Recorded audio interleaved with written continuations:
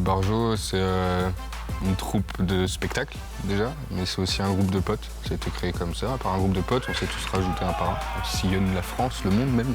Chacun s'est rajouté un peu au fur et à mesure, chacun son tour. Au jour d'aujourd'hui, on a un groupe de potes qui vivent de notre passion.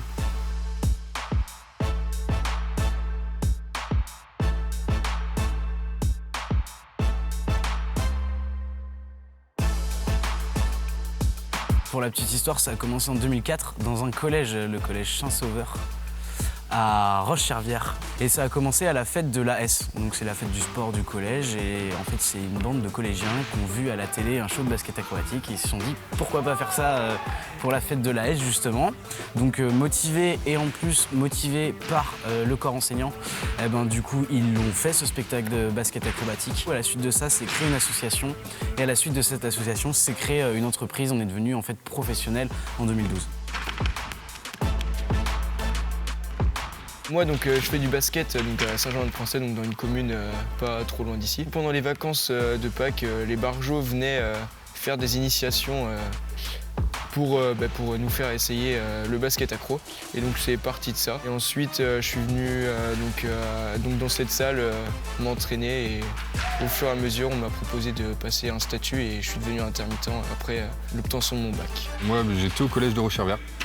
Donc les Barjons, on connaissait un petit peu, c'était pas loin de chez nous. J'ai un pote de ma classe qui était... un de ses frères avait monté les Barjots aussi. Et il m'a dit, ouais, il crée un centre de formation pour les plus jeunes, etc. Donc les Locadunk, qui est notre centre de formation aujourd'hui. Et j'ai fait 1 an et demi de Locadunk. Puis après, un jour, on m'a dit, viens faire un spectacle. Puis j'y suis allé, puis de fil en aiguille, je suis passé pro, donc pareil, intermittent. Moi j'ai fait du basket depuis tout petit parce que dans une famille de basketteurs. Donc j'adore le basket mais je suis pas assez grand je pense pour en faire quelque chose. Donc j'ai vite abandonné, j'ai commencé à faire 2-3 saltos dans mon jardin et j'ai entendu parler en fait des Barjots dunkers et du basket acrobatique. Donc je suis allé à leur rencontre et puis je suis tombé tout de suite amoureux du sport et j'ai adoré les gars qui le pratiquaient, les Barjots. Donc du coup je suis rentré très rapidement en tant que professionnel chez les Barjots. C'est un sport où toutes les planètes doivent être alignées pour faire quelque chose réussir un smash. Donc il faut avoir une bonne course d'élan, un beau saut, être bien gainé dans les airs, faire bien attention à sa balle, à ses mains, au positionnement de son corps dans les airs, je me répète, et bien finir son smash. Donc en fait c'est vraiment un enchaînement de plein d'étapes. C'est pour ça que c'est difficile de commencer au début. Mais une fois qu'on commence à acquérir justement toutes ces étapes et à pouvoir les faire sans trop de problèmes et après de manière carrément intuitive, et c'est là où vraiment on commence à s'amuser.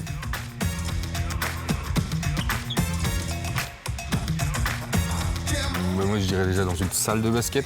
On peut nous voir dans une salle de basket à la mi-temps, un temps mort, en avant-match, en après-match, un peu partout.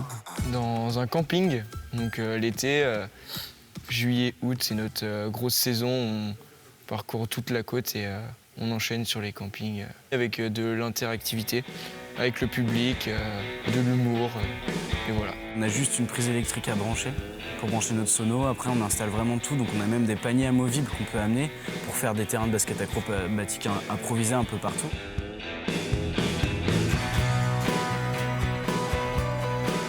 Ok, chacun dit un pays. Le premier pays que j'ai fait, c'est l'Ukraine avec les Barjots. C'était pour un All-Star Game en 2019. On était en Écosse. Chine. La Suède, du coup. Belgique. Qatar. États-Unis, du coup. Angleterre. Italie. Après, dans les îles aussi, l'île de la Réunion. On va dire que ça compte. L'Allemagne. Guyane. J'en ai encore plein, les gars. Espagne. Aussi. On n'a pas dit Espagne. Si, Espagne, ouais, on y va souvent. Du coup, pour finir les îles, la Guadeloupe. Belgique. Je l'avais dit, la Belgique. Oui, je crois que ça a déjà été dit. Chine, ça a été dit, Chine. Ah non, Chine, ça a été dit. Si, je l'ai dit. Tu l'as dit? Non. Bon, faudrait qu'on se fasse une liste des pays. Il y en a pas mal. On en a pas mal. On a fait, je pense, à peu près tous les pays frontaliers. En Afrique, on a fait Tunisie, on a fait le Maroc. Hors européen, c'était le premier. On a dû démonter les trampots pour les mettre dans la soute de l'avion, pour les remonter. C'était le premier vrai trip où on partait loin.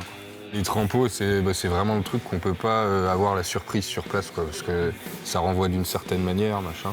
Que les tapis, bon, il y a des fois on tombe sur des bonnes surprises. La première fois en Ukraine, on est tombé sur des tapis d'1 mètre par 2. Il y en avait plusieurs, ils étaient épais comme ça. Et le problème, c'est que ça bouge. Donc on a dû les scotcher, machin.